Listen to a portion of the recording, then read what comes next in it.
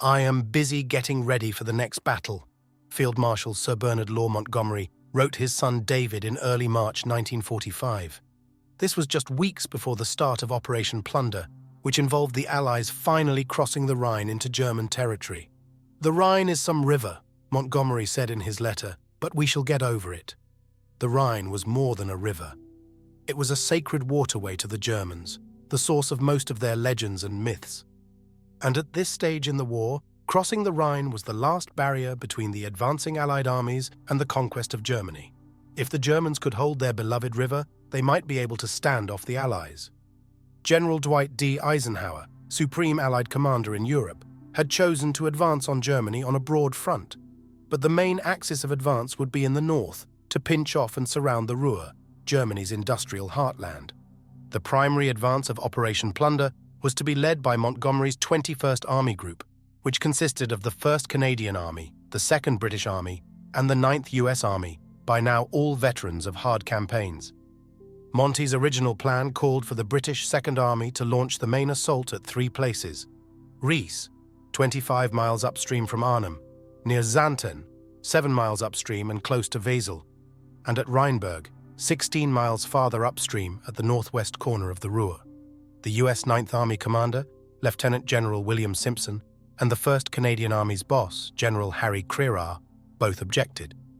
After some back and forth between the 3 commanders and staffs, Montgomery agreed to include the 9th Army in the initial assault, as well as the 9th Canadian Brigade, veterans of Normandy.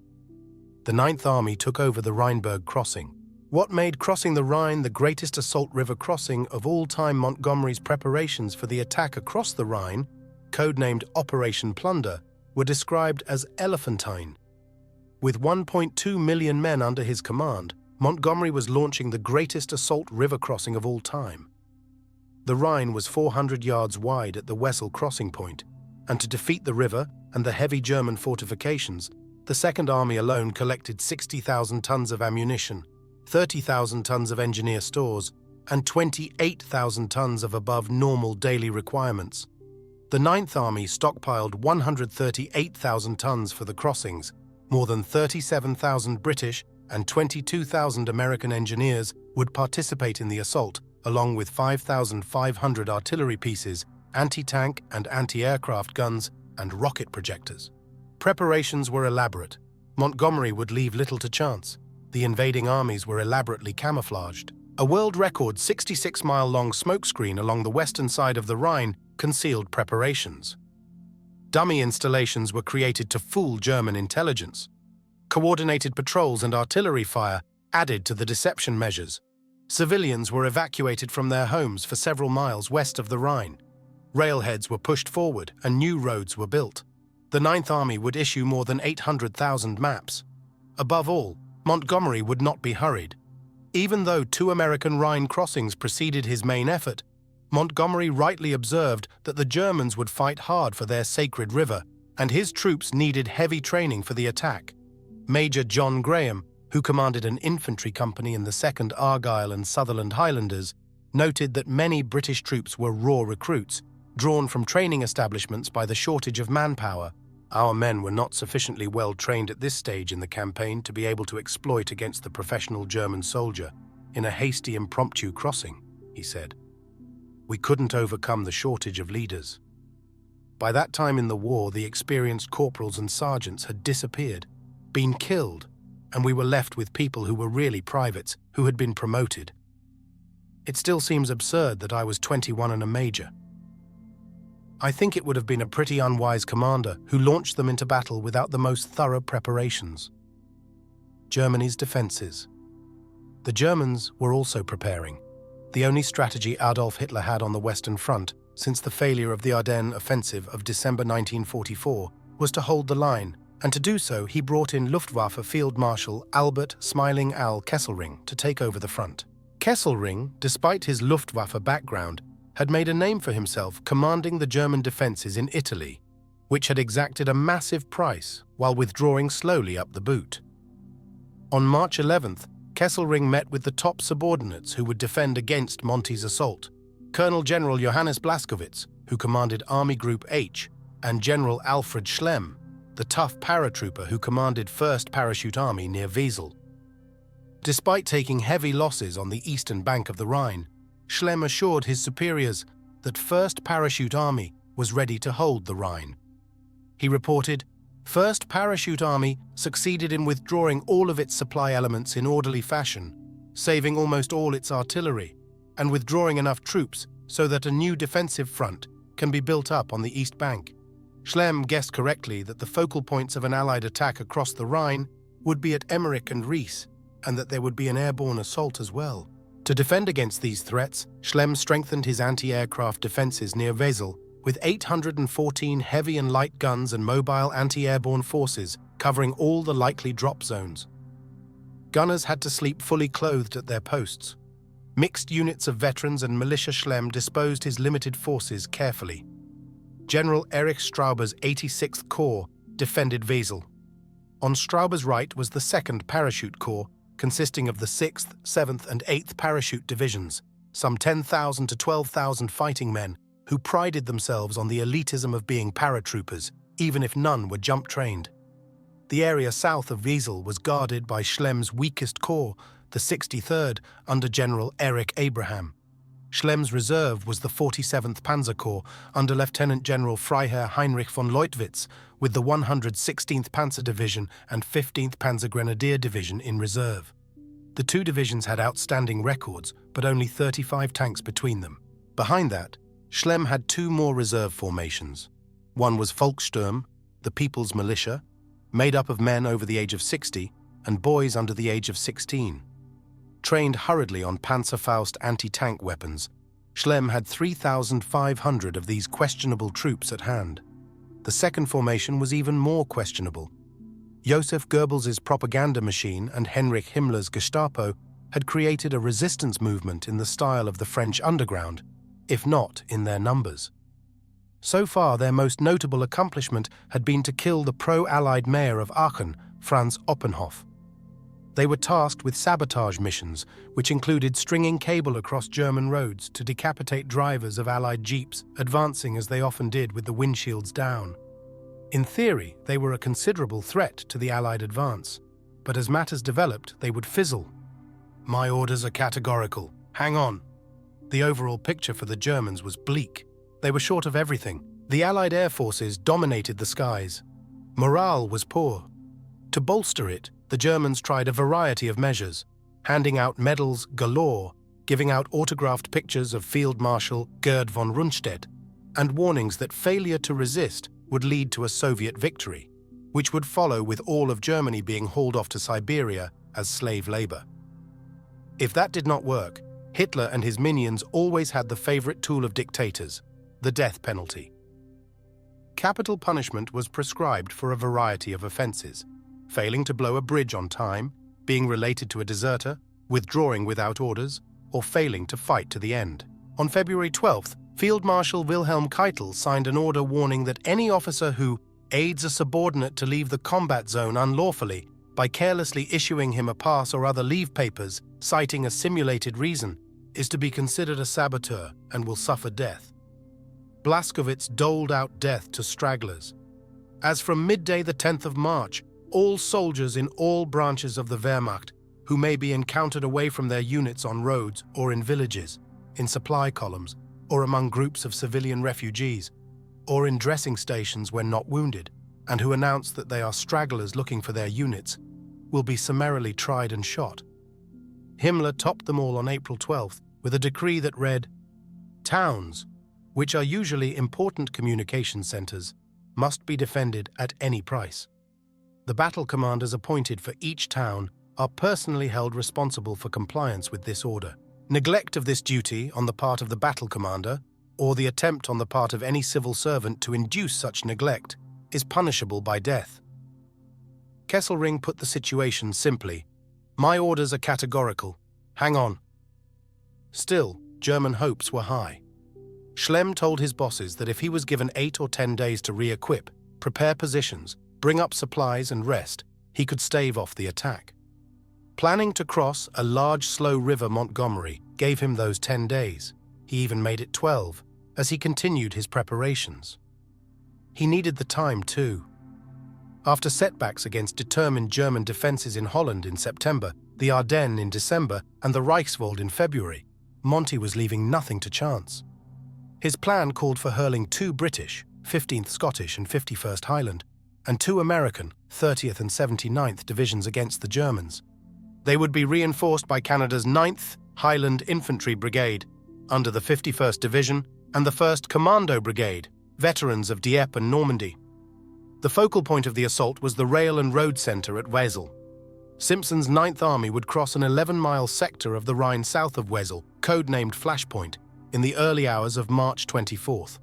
At that point, the Rhine was a large, slow river, slow of current, with ideal launching and landing sites, in which a massive assault craft could be employed, said 9th Army's planning report.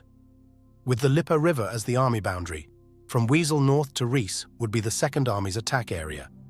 Operation Turnscrew would be on the left at Ries and Operation Torchlight on the right at Xanten. Turnscrew would go in first, at 9 p.m. on the 23rd.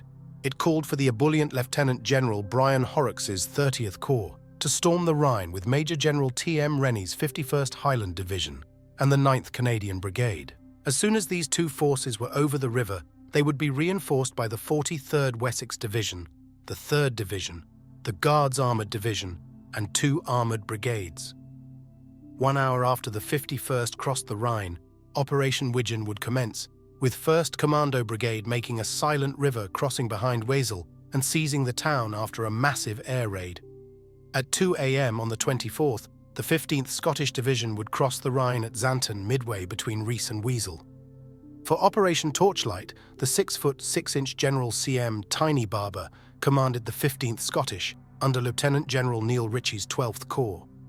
As soon as the Scots erected a Class 40 Bailey Bridge across the Rhine, the 11th Black Bull Armoured Division would rumble over for the breakout. Finally, at dawn on the 24th, 2 airborne divisions, the British 6th and the American 17th, would parachute and glider assault onto the high ground near Wesel in Operation Varsity. 250,000 tons of supplies. The British and American troops continued to build up supplies. More than 250,000 tons were concentrated.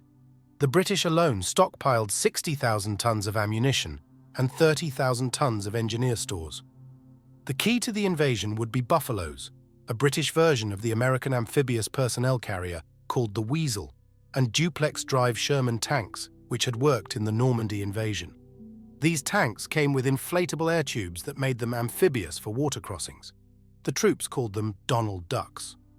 30 Corps alone was assigned 8,000 engineers, supplied with 22,000 tons of assault bridging that included 25,000 wooden pontoons, 2,000 assault boats, 650 larger storm boats, and 120 river tugs. 80 miles of balloon cable and 260 miles of steel wire were hauled to the Rhine's banks. The engineers had a tough job ahead of them, throwing bridges across the Rhine as soon as the attacking armies had consolidated their objectives on the far bank. The first Rhine assaulter, Julius Caesar, in 55 BC, had taken 10 days to construct a bridge across the river. The US 9th Army was tasked with erecting an 152-foot treadway bridge 9 hours after the attack was launched. Each division would have 9,000 engineers, sappers in British parlance. The engineers were responsible for bringing up not only all bridging equipment, but also all storm boats and rafts, tugs, landing craft, pontoons, anchors, and winches. The usual Hollywood words, such as colossal, stupendous, and unbelievable, would have been of little use in describing the situation as seen here, said Royal Canadian Engineers Company Quartermaster Sergeant Samuel Alexander Flatt. Nothing had been left to chance, and a timetable had been worked out that reminded us of the detailed planning for the D-Day assault. Operation Plunder's massive air support. The air support was also gigantic.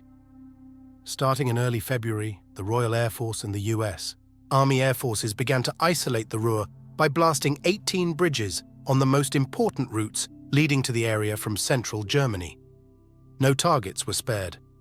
The famous RAF Num 617 Dam Busters Squadron hit the Bielefeld Rail Viaduct with the new Grand Slam 22 000-pound earthquake bombs, whose heavy force and vibrations brought the massive rail bridge crashing down. By the time Plunder was ready to go, the Allies had dumped 31,635 tons of explosives in the area, and only 3 bridges remained standing. Next, the airmen hammered crossroads and communications centers to prevent German troop movements. While these attacks took place, fighters roared on armed reconnaissance missions to locate and destroy Luftwaffe fighter bases, particularly those used by the new German jet fighters. Fighter bombers pounded known German anti-aircraft positions to suppress them. The bombing had a major impact on March 22nd. One raid on Schlemm's tactical HQ severely wounded the general and forced him out of the battle just before its start. Schlemm was replaced by General Gunther Blumentritt, a man who had seen and coped with numerous retreats as Chief of Staff to Field Marshal von Rundstedt. 2. If by sea. The day before the attack, the British assembled 3,411 artillery pieces, and the Americans 2,070 at the Rhine banks. The code message to launch the offensive harkened back to an earlier but less successful British offensive. 2. If by sea. While the gunners shoved their pieces into position, the invading troops got their final briefings and pep talks from their bosses. Field Marshal Montgomery told his men very simply, 21 Army Group will now cross the Rhine. The enemy possibly thinks he is safe behind this great river obstacle. We all agree that it is a great obstacle, but we will show the enemy that he is far from safe behind it. This great Allied fighting machine, composed of integrated land and air forces, will deal with the problem in no uncertain manner. And having crossed the Rhine, we will crack about in the plains of northern Germany, chasing the enemy from pillar to post. The swifter and the more energetic our action, the sooner the war will be over, and that is what we all desire, to get on with the job and finish off the German war as soon as possible. Over the Rhine then, let us go, and good hunting to you on the other side. With all the rehearsals completed, there was nothing more to do but wait for the order to attack.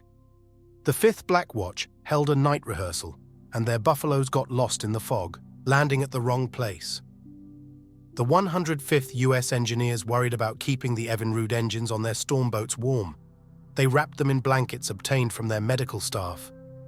As in all military operations, there were still problems. The 44th Royal Tank Regiment was ordered to use DD tanks. Most of the tankers had never even seen one before, and they underwent 10 days of intensive training. Brigadier Derek Mills Roberts was convinced the storm boats would be useless and took the 2nd Army commander, General Miles Dempsey, out on one for a trial run. Sure enough, the Army commander wound up adrift in the middle of a stream. Security was tight. The 9th Army men removed shoulder patches, and unit identifications on vehicles were painted over. Patrolling was intensified to keep enemy saboteurs away from ammunition and bridging dumps. So secret was the troop buildup that the men of the 52nd Lowland Division, holding the Rhine riverbank, had no idea of the big offensive being heated up behind them. A continuous roar, 13,896 rounds of artillery. Finally, on March 22nd, the generals began giving orders. The top brass came to watch. Prime Minister Winston Churchill joined Monty at the latter's tactical headquarters. Churchill wanted to go up to the battlefield in a tank, but Montgomery was able to talk him out of it. Eisenhower strolled through the nervous men of the 29th Infantry Division, a 9th Army follow-up division, dispensing bonhomie. The artillery bombardment began at 5 p.m. under a precise schedule.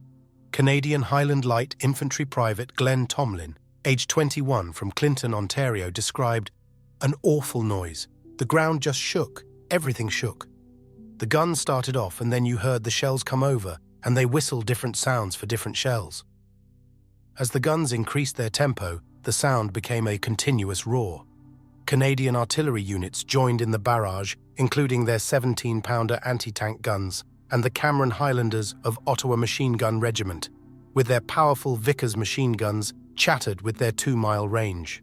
British and Canadian gunners hammered pre-designated ground targets, which included German bunkers dug in on the riverbank, with a massive volume of fire. The 4th Canadian Light Anti-Aircraft Regiment alone fired 13,896 rounds, the Royal Marine Commandos. Cross the Rhine. The first troops to attack would be some of Britain's toughest, the 1,600 Army and Royal Marine Commandos of 1st Commando Brigade. At 1 minute before 10 p.m. on March 23rd, the 1st Buffaloes, jammed with 46th Royal Marine Commando, rumbled over the dike in front of the Rhine River and into the waters. Operation Widgeon was going in under a three-quarter moon and heavy smoke screen. As the Buffaloes clattered across the Rhine, 5,500 heavy guns opened fire in a single solid roar. Shells and explosions lit up the night. The Buffaloes coursed across the Rhine, battling heavy current, submerged with only a foot of freeboard. It took the amphibious vehicles only 3.5 minutes to cross the river, and then they nosed up on the enemy shore. German mortars fired at the advancing Buffaloes. A phosphorus round went off in one Buffalo, and flames shot 15 feet into the air. 9 men were killed. The well-trained commandos swept past the carnage and stormed onto the beach, overrunning the German trenches and gun emplacements, churning through mud. Brigadier Mills Roberts had chosen this muddy site as a landing beach because of its seeming unsuitability. He knew his commandos could overcome it. However, they could not make a frontal assault on Wesel and its defences. His men were to slip in from the side and surprise the German defenders. Monocled Major swims the Rhine. As soon as 46th Royal Marine Commando was deposited on the beach, the Buffaloes headed back and another wave of invaders arrived. 6 Army Commando, with orders to exploit the new bridgehead. 6 Commando crossed the Rhine in storm boats, which proved temperamental in action. 6 Commando's commander, Lieutenant Colonel A.D. Lewis, recalled, "One boat was overladen. When the driver took off, the thing dove straight into the water. Many of the men had their rucksacks still on their backs, instead of loosening them as they were meant to once they got aboard, and some were drowned with the weight of them. My second in command happened to be in that boat. Fortunately, he had taken off his rucksack, so he was rescued. He used to wear a monocle quite frequently, so the Daily Mirror came out with a headline, 'Monocled Major swims the Rhine.' A terrific sight." The 45th Royal Marine Commando was next, and Marine Tom Buckingham recalled the crossing. "On the evening of the 23rd of March, the barrage opened up and we set off in single file for the bank of the Rhine. Finding the way was easy because the Royal Artillery had a pair of Bofors guns firing 2 lines of red tracers to mark our route. We marched under the tracers, and thousands of shells screamed over our heads and hit the enemy positions on the far bank. Before we crossed, the RAF had a part to play. Spot on 20:45 hours, the artillery fire ceased, and precisely on time, the Pathfinders dropped flares over the town of Wesel, marking the target. More than 200 heavy bombers then plastered the place. Some 250 Avro-Lancaster bombers from Bomber Command hammered Wesel that evening, turning the town to rubble with 1,100 tons of high explosive. The leading commandos were just a half-mile behind the bomb line. Buckingham recalled, "We must have had the best ever view of RAF heavies doing their stuff. The ground shook with exploding bombs, but we were surprised to see the Germans fighting back, sending up a barrage of anti-aircraft fire. Then it was our turn. We embarked in Buffaloes, tracked vehicles which could traverse ground or water, and set off across the Rhine. There was little resistance, and although some German fire came our way and one craft received a direct hit from a mortar bomb, the landing was relatively unopposed." Royal Engineer Corporal Ramsey, with a bridging party on the West Bank, said, "It was like fireworks. First, a rain of golden sparks as the leading aircraft dropped the markers right over an enormous fire that already lit the town like a beacon. Then we heard the main force. It was a terrific sight. All colours of sparks flying everywhere, red, green, yellow, and the fantastic concussion as the bombs went down. On our side of the river, the ground shook, and we could see waves of light shooting up into the smoke. It was like stoking a fire. The dull red glow burst into flames, and it was like daylight. Many boats were hit by fire. 6 Army Commandos Regimental Sergeant Major Woodcock had 3 boats shot from under him before he could make a successful crossing. 5,000 yards of Tape Buckingham and the rest of the 1st Commando Brigade began moving in on Wesel. The British troops circled around and hit the town from the side with commando infiltration tactics. The entire brigade advanced in single file following a trail of white tape laid by the lead commando team. "It was a major operation laying 5,000 yards of tape," Lieutenant Colonel Lewis said. "The tape was on reels. As we moved forward in single file, the man ahead carried the reels on his back. The soldier behind him would pull the tape out and stamp it in the ground. 70 men were involved, some protecting the tape party and some being the tape party. One of the major problems was that, being in the lead, we had to cope with enemy opposition, while at the same time staying on direction with map and compass and laying the tape. Luckily, the opposition was fairly feeble. The Germans were stunned. All the fight had been taken out of them by the aerial attack. I can remember going down to a cellar to establish my HQ and finding 17 German soldiers down there, all lying in their bunks. There was no sort of control or command at that stage. The people fought as individuals. British commandos took Germans prisoners and put them to work carrying equipment. "I've got a big bugger here, he's doing grand," one commando said to his pal. The pal replied, "My little bugger isn't doing too bad neither." Capturing Wesel. The commandos arrived in Wesel around midnight and found the 13th century Hanseatic city in ruins, but small battles exploding everywhere. The streets were unrecognizable, Mills Roberts said. Many of the buildings were mere mounds of rubble. Huge craters abounded, and into these flowed water mains and sewers, accompanied by escapes of flaming gas. In the dark, Buckingham ran into his brigade commander, Mills Roberts, who was standing on a pile of rubble illuminated by a burning building, urging his brigade to get a bloody move on. The men of 6th Commando led the way into swirling smoke, sparks, and dirt. The defenders of the 180th Infantry Division reeled under the bombing, but began to recover with their quick-firing MG-42 machine guns. But the British were too much for the Germans. By dawn, the commandos had taken 400 POWs, and No. 45 Royal Marine Commando was dug in at a large factory full of hundreds of thousands of lavatory pans. A brigade signals group, swinging from girder to girder several hundred feet above the Rhine, under spasmodic fire, managed to lay a telephone line across the river. Lewis's headquarters was across a small garden from the headquarters of the German garrison commander, Major General Friedrich Deutsch, commander of the 16th Flak Division. Sergeant Major Woodcock led a charge into the underground shelter and found Deutsch himself shooting back. Deutsch became very aggressive, quite dangerous, Lewis recalled. He had to be shot. Woodcock and his men found a map revealing all the German flak dispositions. This would be of inestimable assistance in knocking out the German flak defences before the morning airborne drop. By 1 a.m., the entire commando brigade reached the centre of Wesel, finding their maps useless. The town was a pile of rubble. 45 Royal Marine Commando joined the attack, and as Mills Roberts stopped to talk to Lieutenant Colonel Nicole Gray, their CO, a dead German SS soldier suddenly leaped to his feet clutching a Panzerfaust, which he fired at point-blank range. The blast knocked everyone off their feet as it exploded, wounding Gray, killing 2 of the HQ men. British Sten guns opened up, killing the SS man. After being assured he was dead, the British commandos blasted every enemy corpse in sight, just in case. Later in the morning, the Germans began counter-attacking. It got a bit rough towards 9:45 a.m., Ward figured. Our airborne were coming in at 10 a.m., so at 9:50 our artillery had to stop. We weren't even allowed to fire a 2-inch mortar, and that is when the Germans came back. For the next few hours, the commandos held off German counterattacks. Then, at 1:30 p.m., the British artillery opened fire again. This was the turning point in the whole battle, and now I felt the brigade was secure in Wesel. The 51st Infantry Division crosses the Rhine next. The 51st Infantry Division began its Rhine crossing in the Rhine area. The 51st Division faced a river between 300 and 450 yards wide. The 1st Gordons drew the job of capturing Rhine, landing left of the town and swinging right in their advance to assault the enemy defences. Major Martin Lindsay described a tremendous rumble of guns behind us, their shells whistling overhead, and the nice, sharp, banging, bouncing sound of our 25-pounder shells landing on the far bank.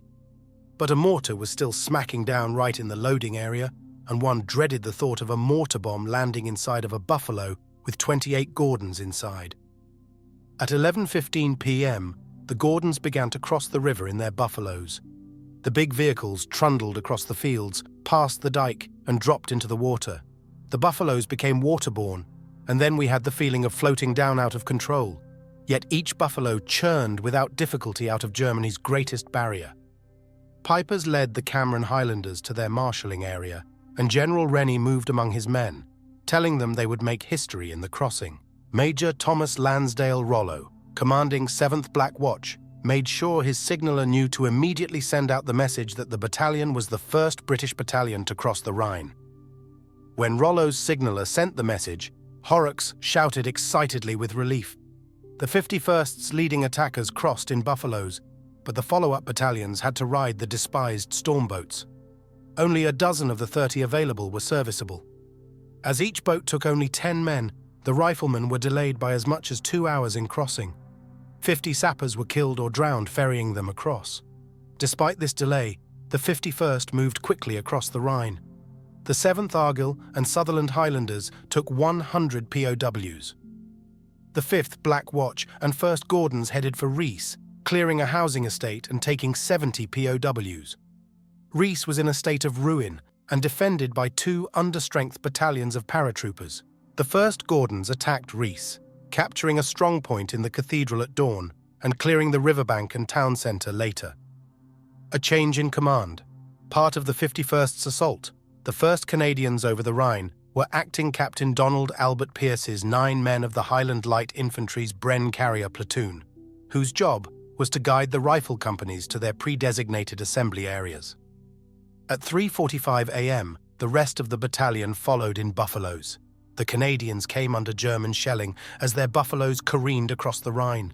Rumbling up onto a grassy mudflat 2.5 miles west of Rhys, the Canadians were dead on target, meeting Pearce's party. The Canadians stormed across the mudflat to secure the dike and ran smack into a group of Volkssturm armed with 1913 vintage rifles, all ready to surrender. By the time Lieutenant Colonel Phil Strickland's HQ party came ashore at 5:45 a.m., the riverbank was secure. But the village of Speldrop was not. The Canadians were told to stand by to support the 1st Black Watch, which was battling the tough men of the 8th Parachute Division in the village, which controlled the breakout route from the Rhine bank. The 51st's battle grew hotter, and Major General Thomas Rennie, who commanded the division, went across the Rhine to check on his men and congratulate 7th Black Watch on being first over the river barrier. As he dismounted from his jeep, a mortar round landed. Rennie's aide-de-camp asked, "Are you all right, sir?" But there was no reply. After 45 days of almost continual action and 5 years of continual war, Rennie had been killed while leading his division to its final objective. Major General Gordon Macmillan took over, but Rennie was beloved by his men, and shockwaves pulsed through the 51st. Hugging the creeping barrage, the capture of Speldrop. So did German counterattacks. The Germans reinforced the defenders of Speldrop with the 115th Panzer Grenadier Regiment, which left the Anglo-Canadian forces outnumbered. The 1st Black Watch was forced out of Speldrop by repeated counterattacks, losing 81 casualties, including 5 officers. By late morning, the Highland Light Infantry was told to relieve the Black Watch and take over the fight. The Black Watch withdrew behind a smokescreen, leaving its wounded sheltering in place. The Canadian CO, Phil Strickland, was highly regarded by his brigadier, John Rocky Rockingham, as being terribly clever, full of courage and ability. I admired him most in the world. He was a good tactician, meticulous and methodical. Strickland's plan to win Speldrop relied strongly on artillery support to cover the troops into the town. All approaches were covered by the enemy with self-propelled guns, making it impossible to use tanks during the initial stages. The ground was flat for the 200-yard approach and lacked cover. Strickland would overcome that with 6 field regiments of artillery, 2 medium regiments, and 2 7.2-inch heavy batteries.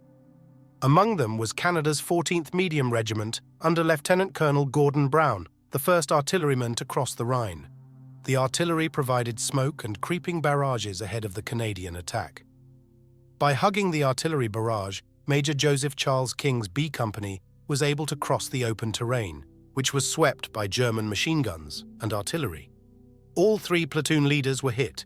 Lieutenants Bruce Frederick Zimmerman and Donald Arthur Eisner were both killed, and the 3rd officer incapacitated. NCOs took over, and Major King ran from one farm building to another, directing the lead platoon while exposing himself to heavy machine gun fire.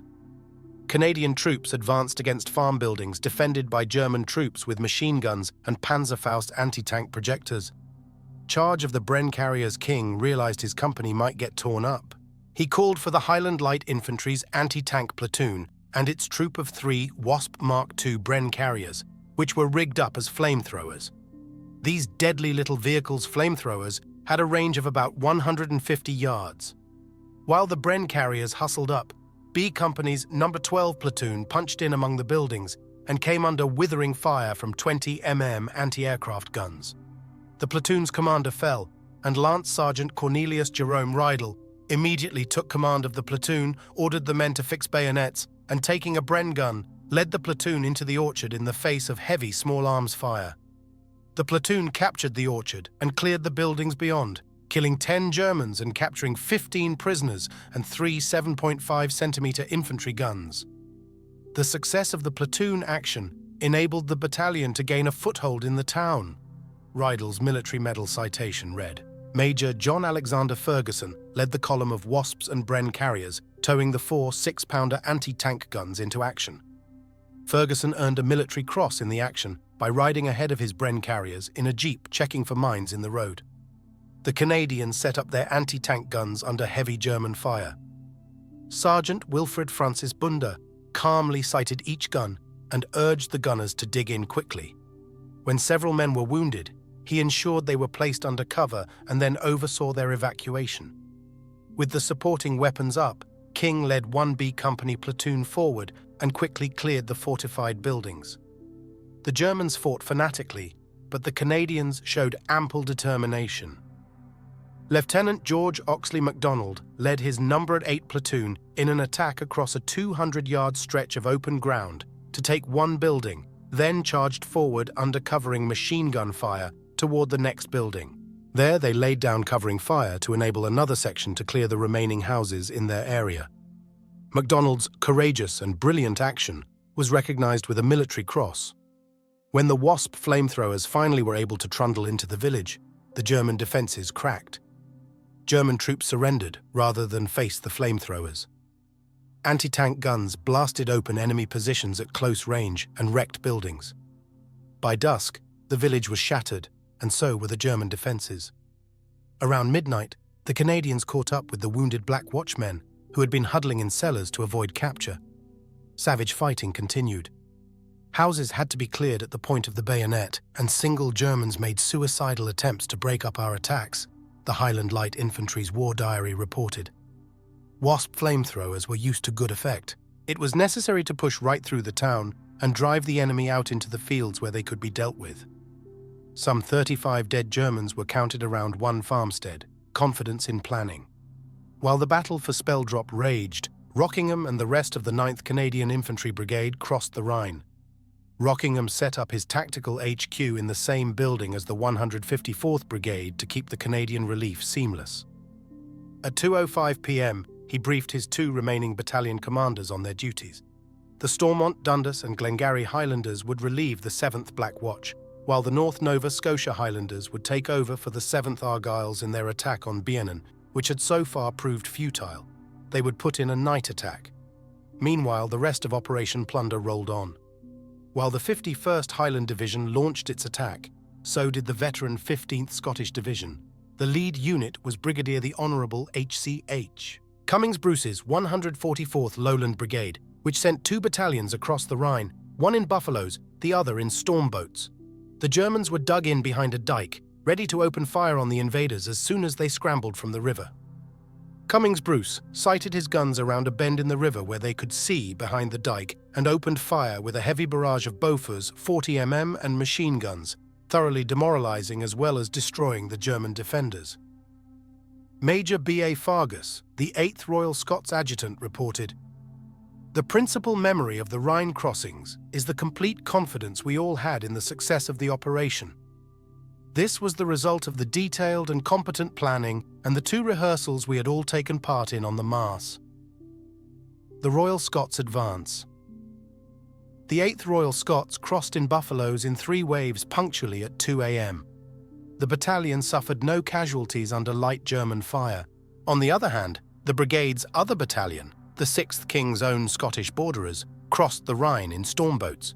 Lieutenant Colonel Charles Richardson reported, "I recommended that the stormboat not be used again. A lot of my men had to paddle with their rifle butts or hands, landing hundreds of yards downstream." Even so, the 6th KOSBs formed up and headed for their objective, the village of Bislich, where they faced the German 1062nd Grenadier Regiment. While the Scots and Germans battled, Royal Engineers began building pontoon bridges across the Rhine, which enabled the 44th Royal Tank Regiment to cross the Rhine and back up the attack. By dusk, 44 Brigade had taken more than 1,000 POWs for a loss of fewer than 100 casualties. The 15th Division's other brigade, the 227th, under Brigadier R.M. Villiers, faced tougher opposition in the form of German paratroopers and a few female snipers. The 10th Highland Light Infantry loaded into its buffaloes at 11 p.m. and drove to the river. 300 yards from the bank, the buffaloes fanned out and headed into the Rhine, illuminated by a bright glow from the fighting at Wesel. The 2nd Argyll and Sutherland Highlanders also crossed in buffaloes. Brigadier Villiers wrote, "Everybody was keyed up for this great enterprise. There was the sound of firing on the far bank, but the river mist precluded us from seeing exactly what was happening. Everyone had been told to get their heads down below the waterline, except commanders, who could look out when they wanted. The mist was extremely thick. It was a combination of the river mist, the smoke screen which had gone on to the last moment, and the bursting of artillery shells. During the last 5 minutes before H-hour, our artillery had plastered the edge of the far bank. The 2 Scottish battalions ran into heavy resistance, and it was not until 6:30 a.m. that the Highland Light Infantry swept the enemy from their strongpoints at Overcamp. The American crossing. Now it was the Americans' turn. At 1 a.m. on the 24th, 40,000 American artillerymen and 2,070 guns opened up with a terrific bombardment of the Rhine's far bank at Walsum, opposite 16th Corps. Major General John Anderson's attack was codenamed Operation Flashpoint. The Americans hurled 65,261 rounds at the German defenses, backed by 1,500 heavy bombers. 9th Army Commander Lieutenant General Simpson and Eisenhower himself watched the attack from an observation post in a church tower. All 3 regiments of the 30th Infantry Division participated in the assault, the 119th on the left, attacking Budrich near the confluence of the Lippe and Rhine rivers, while the 117th hit the center at the village of Wallach, with the 120th Infantry 2 miles to the southeast, near a big bend in the river just northeast of Rheinberg. The regiments each used 1 battalion in the assault, and each battalion used 54 storm boats and 30 double assault boats. American covering fire was intense, German fire desultory. They knocked out 2 of the 119th Infantry's storm boats, killing 1 man and wounding 3. Private Ralph Albert recalled the assault. "We got the boat over the dike and seemed to have mastered the technique, but then someone tripped and we dropped the damn thing down the other side. It was a bit flustered for a few minutes, but eventually we got the boat onto the water and piled in." Albert and his pals saw a panorama of red tracer, smoke, and small boats motoring across the river. "We all got as low as we could," Albert said, "because there was a lot of enemy fire coming across, as well as water spraying over us, which made it difficult to see. A boat alongside us was hit by a burst of gunfire, which killed the engineer steering it and slammed into us, almost capsizing our own boat before it rocked away and turned over. I think it was hit by a cannon shell." In minutes, the Americans came charging from their assault boats on the far side of the Rhine and charged the big dike. The Germans fought back at only 1 point, hammering G Company of the 120th with machine gun fire, but the Americans silenced them without loss. "There was no real fight to it," said Lieutenant Whitney O. Reffam, commander of the 117th Infantry's Company B. "The artillery had done the job for us. We captured a German soldier at the dike and used him as a guide through the minefields. We reached the town without encountering any mines, taking prisoners as we went. There could be no question from the first that the 30th Division had staged a strikingly successful crossing of the sprawling Rhine," wrote official historian Charles B. MacDonald. Within 2 hours of the jump-off, the first line of settlements east of the river was in hand. All 3 regiments had at least 2 battalions across, and a platoon of DD tanks had arrived to help the center regiment. In the assault crossing, total casualties among all 3 regiments were even less than for the 1 regiment that had made the Third Army's surprise, crossing 28 hours earlier at Oppenheim. The 300,000th shell. The last crossing was made by the 79th Infantry, which sent 2 regiments over in the first wave, using only storm boats initially. The 79th's assault went in at 3 a.m., and the major problem for the invaders was fog and smoke, not German defenses. Some boats lost their way in the smoke and mist, and landed their troops on the western bank. Men in one boat charged forward in a skirmish line, only to meet other Americans coming down to the water to load. But with German opposition slight, the Americans reassembled quickly and began heading across the Rhine and inland, collecting German POWs.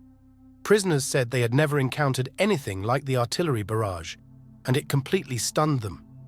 The two divisions had crossed one of the greatest water obstacles in Europe at a cost of 31 casualties. Sergeant William L. McBride of the 311th Field Artillery Battalion took time to scrawl 300,000 on a shell, marking the 300,000th shell the Americans had fired off in the space of 1 hour. During the artillery barrage, mortars fired 1,000 rounds on the far shore to detonate mines. Paralysis of the German defenders. As the sun rose, the Americans headed inland. The 79th Division's 315th Infantry headed for the city of Dinslaken with its population of 25,000 against spotty resistance. The 79th did not even call upon air support, instead relying on a weapon borrowed from the enemy, captured Panzerfaust launchers. The 79th had captured several hundred of them and passed them out to the assault battalions. The Americans found them very handy at blasting open buildings and convincing even the most die-hard occupants to surrender. More than 700 POWs were taken, and American casualties were few. The 313th Infantry lost 1 man killed and 11 wounded. As the 24th rolled on, so did the 79th. By nightfall, the division held a bridgehead more than 3 miles wide and deep, which included Dinslaken. The 30th Division had a tougher time, striking into the center of the 180th Division.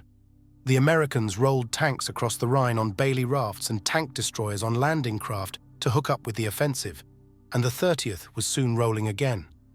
As night fell on the first day, the 30th had taken 1,500 prisoners, twice those taken by the 79th.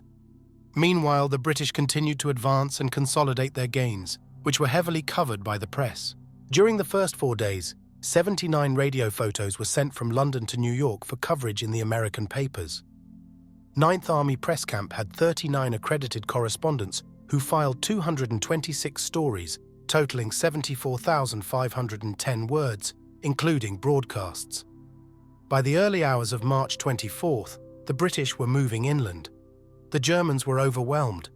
To make matters worse for the defenders, they would soon have trouble moving up reserves as Operation Varsity, the airborne component of the assault, would take place, delivering thousands of paratroopers behind the German lines.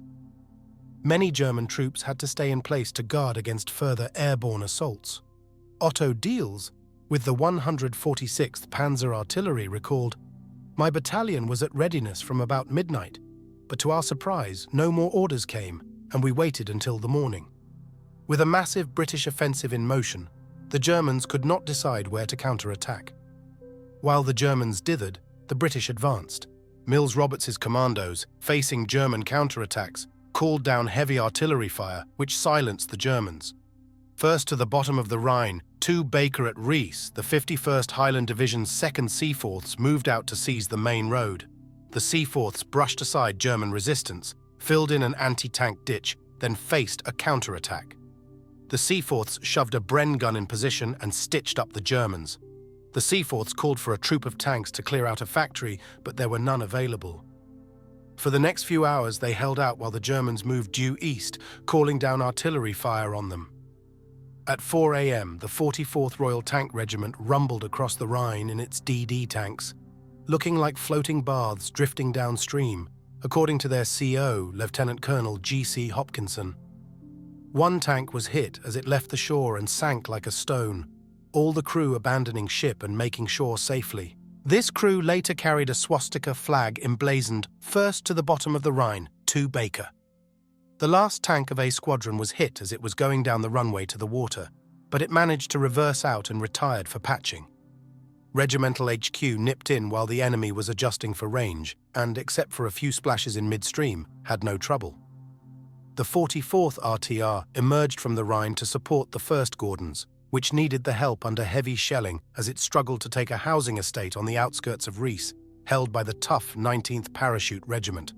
The tanks rumbled into action with their 75 shells blasting through German defenses. German counterattacks. At 9 a.m., the Germans counterattacked in bright sunshine near Wesel with waves of panzer grenadiers backed by Mark IV tanks and assault guns storming the commando positions. The commandos opened fire with automatic weapons, gunning down the attacking infantry, leaving the tanks unsupported. The Germans, unsure about the British defences, did not know that the only anti-tank weapons the British had were captured Panzerfausts and Piat projectors. The Germans decided to attack anyway, and Easy Troop let the Germans come to near point-blank range. Then the lead tank stopped and retreated. All the commandos let out sighs of relief. Another battle took place in a factory that made lavatories. German troops tried to cross open ground, but commando fire was deadly accurate. Number 3, Army Commando reported, "One patrol came down the railway lines and we waited until we could literally see the whites of their eyes before killing them with Bren and Tommy guns. Later a section of Germans came across the fields. We just picked them off like sitting birds. They had no idea where the fire was coming from and simply lay on the ground ready to be shot. Here come the airborne." Now all the advancing Allied soldiers looked to the sky to watch the massive airborne operation take place. Trooper Bob Nunn recalled the rumble of guns stopping. "Then we heard it, and the Germans too. We could see them staring up at the sky, the air filled with the drone of thousands of aircraft. We couldn't see them at first, but then they were there, huge lines of Dakotas. It was a marvelous sight, and everyone stopped to cheer them. Somebody started yelling, 'Here come the airborne.'" As the day turned to afternoon, the American and British engineers took over, hurling pontoon bridges across the Rhine, enabling tanks, heavy vehicles, and reserve forces to cross the river with ease. British bridges drew names like Blackfriars and Whitechapel. The Americans had a 152-foot treadway bridge across the Rhine by late afternoon. 3 hours later, a raft with a tank aboard smashed into it. Undeterred, American engineers had the bridge rebuilt by 2 a.m. on March 25th. Late that evening, the last major attack of the day went forward. The Canadian Stormont, Dundas, and Glengarry Highlanders relieving the 7th Black Watch in the dark on the extreme left flank. Lieutenant J.C. Kirby wrote, "It is a bright moonlit night and a very noisy one. Our artillery is putting up a terrific barrage and Jerry is tossing over the odd shell, some of which land uncomfortably close to this HQ. We lend a cynical ear to the commentators who babble about the light resistance offered by the Jerrys to our landing across the Rhine and who talk about our great advances. From where we sit, it looks rugged. The SDG, the Stormont, Dundas, and Glengarry Highlanders, have the unique position of being on the left of the whole Allied push. That push would not come until 6:30 a.m. the following day, and the Canadians would attack up sodden roads, backed by artillery and Wasp flamethrowers. By then, the Allied victory was fairly complete. As night fell, the 51st Highland Division and the 9th Canadian Brigade fought hard against German paratroopers, but the rest of the German situation was precarious. The Anglo-American outpouring of artillery and air power combined with overwhelming infantry and tank force was too much for the German defences. With paratroopers now in their rear, the Germans could not hold. Final victory. Churchill crosses the Rhine. By March 28th, the bridgehead was 35 miles wide and extended to an average depth of 20 miles. All opposition had virtually collapsed. The three Allied armies were fanning out, the Canadians toward Holland, the British toward the German ports, the Americans to surround the Ruhr. British historian Hubert Esamy wrote, "Judged purely as a military operation, it is impossible to fault Montgomery's plan and its execution. The linking together of the land and air operations, the achievement of concentrated firepower, both from the ground and the air, the foresight devoted to tactical and administrative planning, and the exploitation to the full of the characteristics of the many components of the land and air forces. It was Montgomery's final masterpiece, executed in a manner soon to be outmoded, but nonetheless, like a constable, a work of art." Among the connoisseurs of the artwork that morning of March 24th was Winston Churchill himself, watching the massive assault at the 9th Army's crossing point at Rheinberg. He saw it all, the artillery barrage, the airborne forces fly overhead, the American and British infantry go across the Rhine. Later in the day, Churchill himself crossed the Rhine with Montgomery in a U.S. Navy craft, touring the battlefield, avoiding German artillery fire. But before he went across the Rhine, Churchill delivered a simple and accurate analysis of the situation to Eisenhower. Watching the offensive go forward, Churchill repeated to Eisenhower, "My dear General, the German is whipped. We have got him. He is all through." David Lippman is a frequent contributor to WW2 history. He also maintains a website dedicated to the daily events of World War II.